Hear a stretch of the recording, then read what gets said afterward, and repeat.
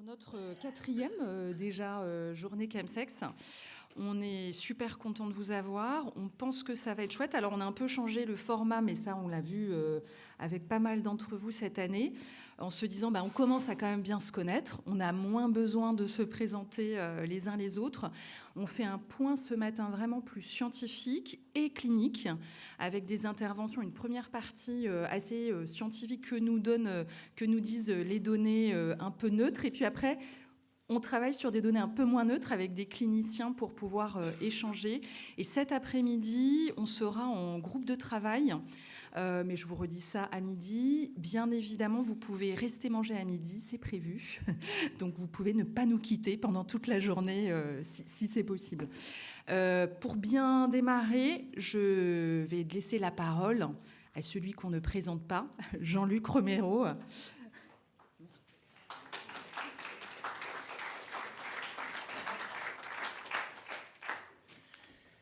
Bonjour à toutes et à tous et évidemment bienvenue à la mairie de Paris au nom de la maire de Paris, au nom de Anne-Claire Boux aussi qui n'est pas avec nous parce qu'elle a eu un heureux événement, elle est maman donc elle s'occupe de son enfant et ça il y a de temps en temps des bonnes nouvelles. Donc je suis heureux de vous recevoir dans un contexte qui est quand même extrêmement compliqué en général. Hier, je recevais l'intérêt LGBT. Je vais avoir une pensée encore pour eux aujourd'hui parce que ce qui leur arrive encore avec 50 000 € de subventions qu'ils perdent à la région, c'est-à-dire 2 années de subventions, dans la situation politique dans laquelle nous sommes internationalement, en Europe et nationalement, c'est quand même une catastrophe. Et je voulais dire qu'à Paris, on est évidemment solidaire de la marche des fiertés, qui est un moment extrêmement important, qui en plus va se dérouler en même temps que la marche de Budapest, où je serai pour représenter la ville. Mais je pense qu'on sera tous de cœur avec Paris, avec Budapest, parce que quand on avait prévu ici que j'aille représenter la ville à Budapest, on ne savait pas qu'on se retrouverait dans cette situation. Et je le dis d'autant plus qu'il y a sur les réseaux sociaux des menaces extrêmement violentes de l'extrême droite contre notamment les organisateurs. Et je sais qu'on est peut-être un peu loin du sujet aujourd'hui, mais il y a tellement d'interlocuteurs ici de la communauté que je voulais le dire, parce que je pense que cette année, il faut plus que jamais de solidaires. On peut avoir des désaccords sur des affiches, etc. C'est pas l'essentiel, je pense. Mais en tout cas, on doit être unis dans un moment extrêmement compliqué. Alors merci en tout cas d'être là une nouvelle fois et bien sûr merci à la mission métropolitaine de prévention des conduites à risque.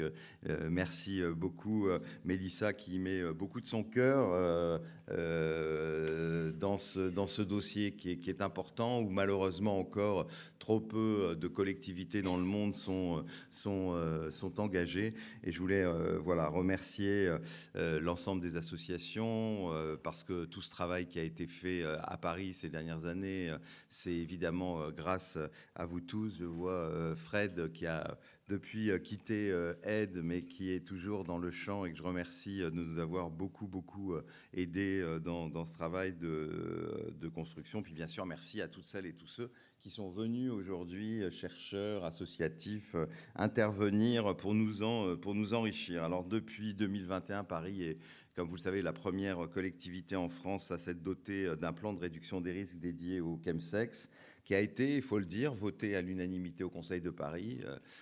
C'est pas toujours le cas, et sur cette question, je pense que c'était quand même bien, même si tous n'ont pas forcément compris ce qu'ils votaient, mais c'était quand même bien. Mais on a quand même vu que tout le monde était touché, que vous soyez à droite ou à gauche. Je vais pas faire de détails, mais que comme quoi c'est une question de toute manière qui doit dépasser les clivages. Donc c'est avec Anne Souiris qui était l'adjointe à la santé, qu'on avait porté donc un vœu au Conseil de Paris. Je vais avoir une pensée aussi pour Anne, qui est maintenant sénatrice, qui est toujours conseillère de Paris d'ailleurs, mais et je vois que Mélissa hoche la tête, a été évidemment très mobilisée. Et moi j'ai été très heureux de travailler avec elle et de continuer à travailler avec elle d'une autre manière, puisque au Sénat, elle continue à porter toutes ces questions avec beaucoup de force. Et c'est pas facile dans une assemblée comme le Sénat. Vous imaginez quand elle leur parle du chemsex, chemsex, ils la regardent avec des gros yeux en se demandant de quoi elle leur parle. Mais heureusement qu'elle est là pour porter cette question. Il y en a bien sûr d'autres aussi. Je pense à évidemment Yann Brossat qui porte ces questions au Sénat pour Paris. Rémi Féron, on a la chance d'avoir, nous, des sénateurs qui sont engagés sur cette question. Et au Sénat, on aura aussi sûrement l'occasion dans les semaines qui viennent d'avoir une proposition de résolution sur la question du chemsex. Alors ce travail, on le poursuit évidemment avec Anne-Claire. Comme je vous disais, elle n'est pas là exceptionnellement aujourd'hui, mais je pense qu'on ne peut que se réjouir pour elle. Je vous dis, les bonnes nouvelles sont tellement rares en ce moment que, eh bien, on est vraiment très heureux et on embrasse de loin Anne-Claire. On lui souhaite plein de bonheur et puis on l'attend avec joie à la rentrée. Après qu'elle ait quand même un peu profité de ces moments très importants dans une vie. Alors, grâce à la coordination de la MMPCR, j'ai toujours du mal à dire cet acronyme, nous avons pu structurer, je crois, un écosystème qui est assez unique en France autour de cette question, avec évidemment les acteurs associatifs à qui je veux vraiment encore rendre hommage, parce qu'une fois de plus, c'est eux qui ont montré le chemin, c'est vous qui avez montré le chemin face malheureusement à des responsables politiques qui n'étaient pas à la hauteur de cette question, parce qu'on est quand même en 2025. Penser que ça avance juste en ce moment, c'est quand même un peu flippant. Remercier évidemment les centres de santé sexuelle, toujours très engagés, les hôpitaux, l'ARS qui n'est, je crois, pas là aujourd'hui, me disait Mélissa, mais en tout cas qui est maintenant à nos côtés. Puis bien sûr la CPAM, ce qui est aussi important. Alors le chemsex, c'est pas vous que je vais vous le dire, que c'est un phénomène évidemment complexe qui est au croisement des enjeux de santé publique, de sexualité, de précarité, de violence, de santé mentale.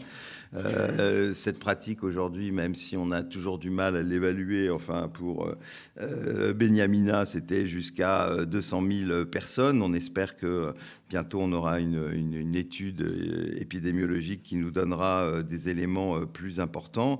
En tout cas, il y a des choses dont on sait, c'est que beaucoup des personnes qui pratiquent le chemsex sont dans des situations financières difficiles et un certain nombre dans une forte détresse psychique. N'oublions pas qu'1 sur 5 a tenté de se suicider. La question du suicide est d'ailleurs une question sur laquelle il faut qu'on se penche de plus en plus, puisqu'on constate, sans avoir suffisamment d'éléments chiffrés, qu'il y a beaucoup de suicides.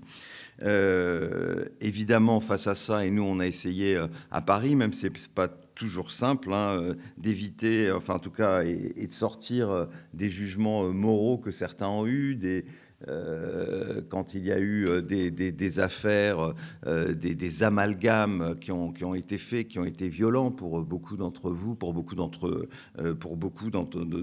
nous, et d'essayer de proposer des solutions qui soient en tout cas le plus concrètes possible, humaines, coordonnées, et bien sûr, sur cette question-là, communautaire, sans avoir peur de ce mot-là, bien au contraire. Alors, depuis 2021, on n'a pas fait des choses extraordinaires, mais on n'est qu'une ville aussi, même si on est la capitale.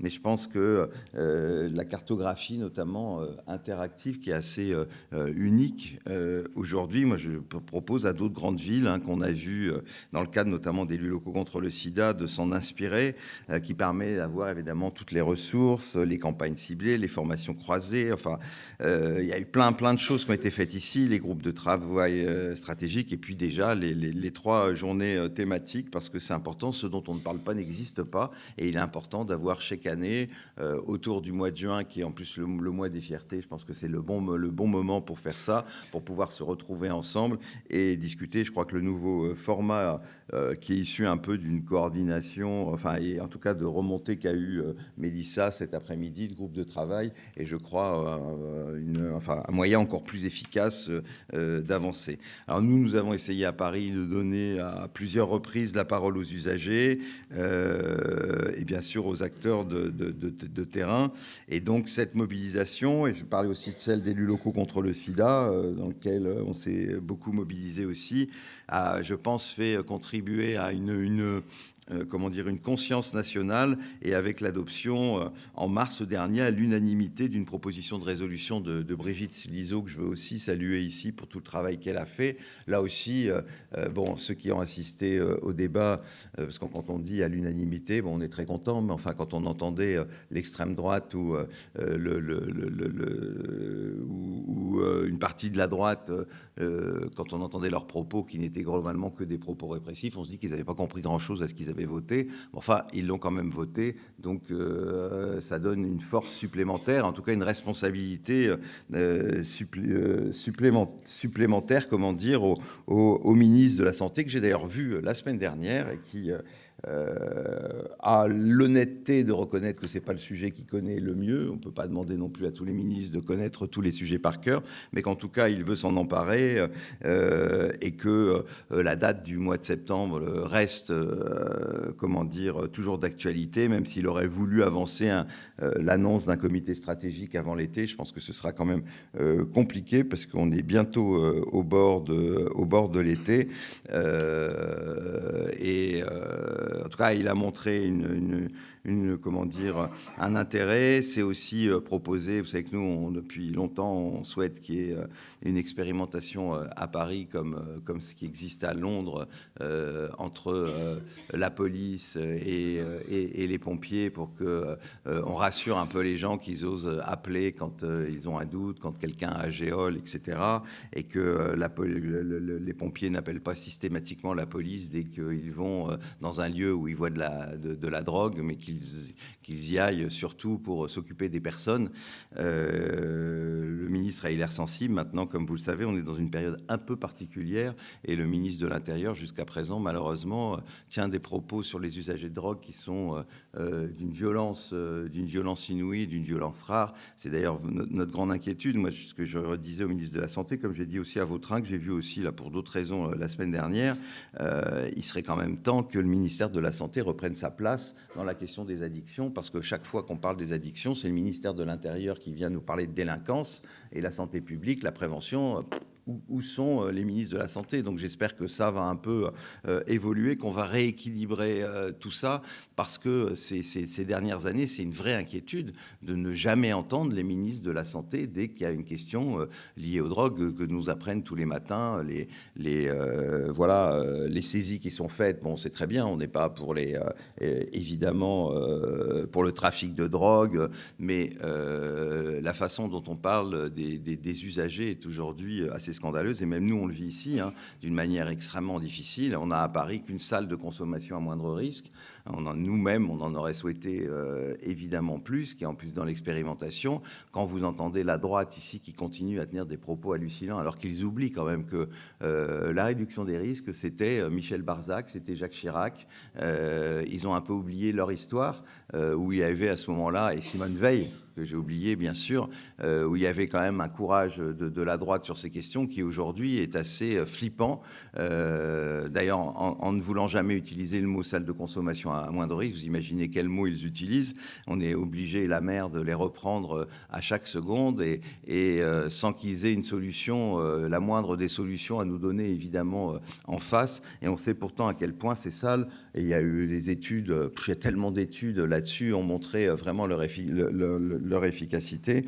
Mais on voit que sur ces questions, ça reste très compliqué. C'est pour ça que pour nous, il est important de décloisonner les approches, d'intégrer évidemment globalement le chemsex dans les politiques de santé sexuelle, de travailler avec les applications de rencontres, et on sait à quel point c'est pas facile. Mais je pense qu'il ne faut pas qu'on baisse les bras dans ce domaine, et de renforcer les parcours de soins et de prévention. Alors, l'expérimentation locale, je le redis, ne peut pas être la seule réponse. Il faut évidemment un vrai plan national, et il faut des financements nationaux, parce qu'ils ont un peu l'habitude en plus de se reporter maintenant sans arrêt sur les collectivités. Mais on voit que le niveau local a quand même un intérêt évident. Si je prends l'exemple du sida, et le président de Paris sans sida et Seine-Saint-Denis. Christophe Marté, je ne sais pas s'il passe aujourd'hui, mais en tout cas, je sais que l'association est aujourd'hui représentée, a montré à quel point on nous disait qu'est-ce que viennent faire les villes. Pareil, quand j'avais créé Élus locaux contre le sida, on disait mais qu'est-ce que viennent faire les villes dans la lutte contre le sida? On voit qu'elles sont à proximité et on voit que Paris sans sida a des résultats comme Nice sans sida et comme dans plein de villes du monde qui se sont engagées depuis une dizaine d'années dans ce combat. On voit que cette proximité est utile et nous, elle se démontre aussi sur la question du chemsex.